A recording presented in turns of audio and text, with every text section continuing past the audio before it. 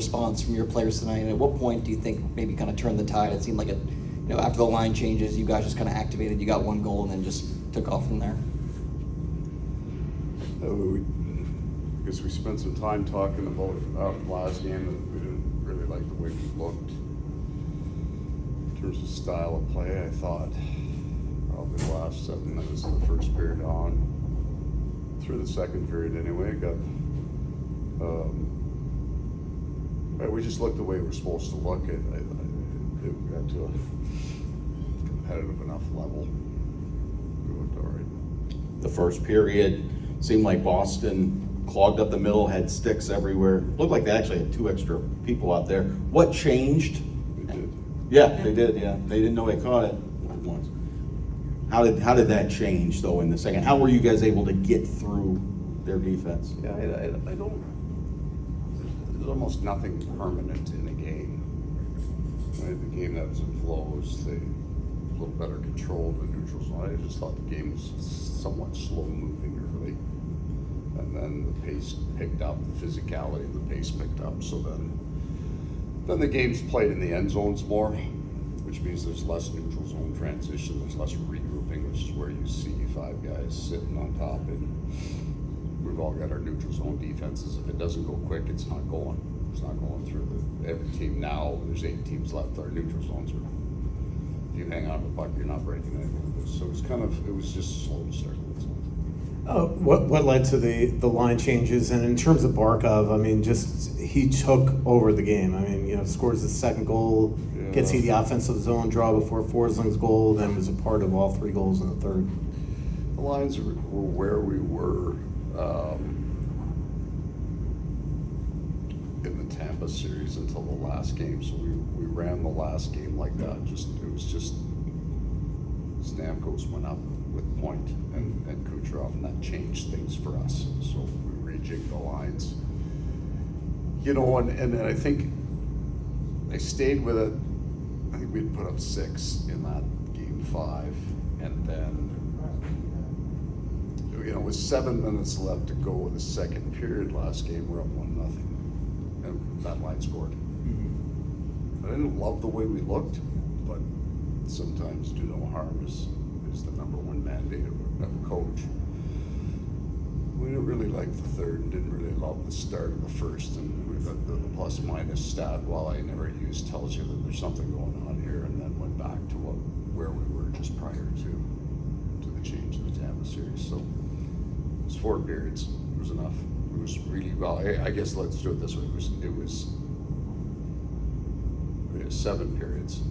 The first 3 were really good. The next few were just okay. How about Barkov? It's not bad. Keeps his nose clean. He's going to have a job in this league. I think, in a very good way, he's the perfect man to be the captain of the Florida Panthers. Part of it is nobody really. Let me answer this question. The thing that I heard the most when I came here is you have no idea how good Barkov is. I got a TV. I got a pretty good idea. It's not my first game. I've seen just about every playoff anyway. They were right. And he's better this year than he's ever been. So there's a bunch of pieces added to his game. I think he had 9 hits tonight. Not trying to turn him into a hitter. And we all understand that the hits are now skewed. I'm not saying they're wrong. They're just different than they were 4 months ago. It's just faster, stronger. Really impressive guy. Paul, Steven Lorentz, second time in the playoffs, come out with a big moment for you guys. The jolt that he gave you guys on the bench when he tied it 1-1, what did that do for you guys? You know what? Inflection points, you're always looking for that. And sometimes it's the things you don't understand and the why of it. But that was like our bench was jacked on that. Now, it's a big goal, right? It's an important time. But there was a lot of emotion brought into our bench with that. Of course, the playoffs, you have to become a team. I don't even know if I can explain this well. It's really important that the players that do the hard stuff to get a reward. And he scores that goal, and everybody's about 3 inches higher when they jump up. right there. And now he gets to walk around the room different, so it's a good thing. There's obviously a moment, or 10, it seems like, in every playoff series where emotions get cranked up. That moment with Matthew and Pasternak, what is that going to do to the energy going forward? It won't change a thing, but man, you're going to see that on the highlights again, over and over and over again. I think it's a good thing. You got two elite offensive players. Chucky's a 100-point guy all day long. Pasternak's just this brilliant player, but it's playoffs, and they each have their team. Right? They got their brothers in the room. It gets a little spicy out there, and they want to go. I think it was awesome. I think when it was over, they both looked like they were fine. Sorry, whoever's offended by that concept, I don't care. I thought it was awesome. Like good on both. That was awesome. Paul, you mentioned inflection points a few minutes ago. How big do you think Forsling's goal was, right at the end of the second period? I think it was as impactful as their third goal last game, right? They scored right at the end, 28 seconds left, whatever it was, but it went to 2-1. The game was almost the same, was it not? It was even and flat. Apparently the last thing you want to do in this series is score first, right? Because the other team gets 5. It's big because both teams are well-built, hard defensive teams when they need to be, and they both teams have great goaltending. So you get to the 3s and the 4s, it's going to be a tough comeback. Just going to ask you about Barkov again, because you said he was the perfect guy to be captain on this team. Can you explain a little bit, and did you sense the team following his lead with what things that he was doing tonight? What I would sense is that we have an unusual, that might not be the right word, we have an interesting spectrum of personalities in our room. And we need a guy exactly like that. We can't all be like that. We don't want everybody to be like that. But we need exactly that guy because we have Matthew Tkachuk is a certain personality. And then there'll be a whole host, and this is true of all the other rooms in the NHL too, right? But Barkov allows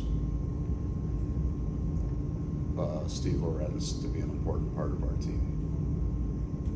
He treats the 13th forward here the same way he treats, he views them the same. Like they're teammates, and he treats everyone like that. And that's the trainers, the flight crew, whoever's part of our group.